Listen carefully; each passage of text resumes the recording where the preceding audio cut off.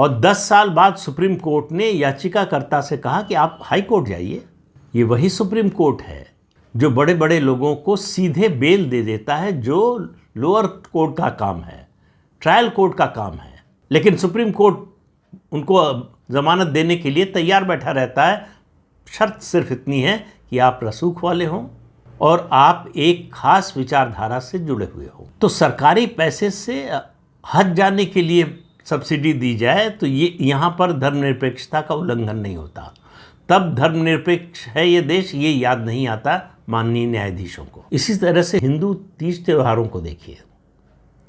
दिवाली को इस तरह से बदनाम किया गया है कि देश में जितना भी प्रदूषण है वो सिर्फ दिवाली के पटाखों से होता है। ऐसी कोई रिसर्च, ऐसी कोई स्टडी की फाइंडिंग सुप्रीम कोर्ट के पास नहीं है, उसके सामने नहीं है, जिससे ये साबित हो कि देश में अगर प्रदूषण है या प्रदूषण बढ़ रहा है या फैल रहा है तो केवल दिवाली के पटाखों के कारण हो रहा है।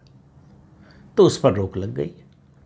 पहले दिल्ली पर रोक लगाई गई थी और फिर कहा गया, अभी हाल ही में सुप्रीम कोर्ट की टिप्पणी आई है कि खाली दिल्ली ही क्यों, पूरे देश में होना चाहिए। अब यहाँ पर ये बात याद नहीं आई कि कितने हजार या लाख लोग इस व्यवसाय से जुड़े हुए हैं, उनकी रोजी रोटी का क्या होगा, इसकी चिंता अदालत को नहीं हुई।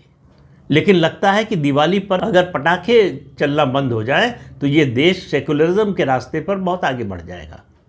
शनि शिंगणापुर मंदिर और उसके अलावा केरल में सबरीमाला मंदिर में महिलाओं के प्रवेश पर रोक थी। ये हिंदू परंपरा का हिस्सा है, धार्मिक रीति रिवाज का हिस्सा है, रिचुअल्स का हिस्सा है। उसके कारण है सबरीमाला मंदिर में कुछ खास उम्र की महिलाओं के जाने पर अगर प्रतिबंध है तो उसका कारण है 100 से ज़्यादा सबरीमाला मंदिर हैं देश में, कहीं भी नहीं है। सिर्फ उस केरल के सबरीमाला मंदिर में ये व्यवस्था है, ये नियम है और उसके कारण है। विस्तार से इसके बारे में अदालत में बताया गया, लेकिन अदालत ने उसमें भी हस्तक्षेप करना ज़रूरी समझा कि अब अदालत तय करेगी कि हिंदुओं के रीति रिवाज क्या हों, कैसे चलें। पशु बलि ये मानवता के खिलाफ है, ये अमानवीय है, संवेदनहीनता है, तो इसलिए बंद होनी चाहिए।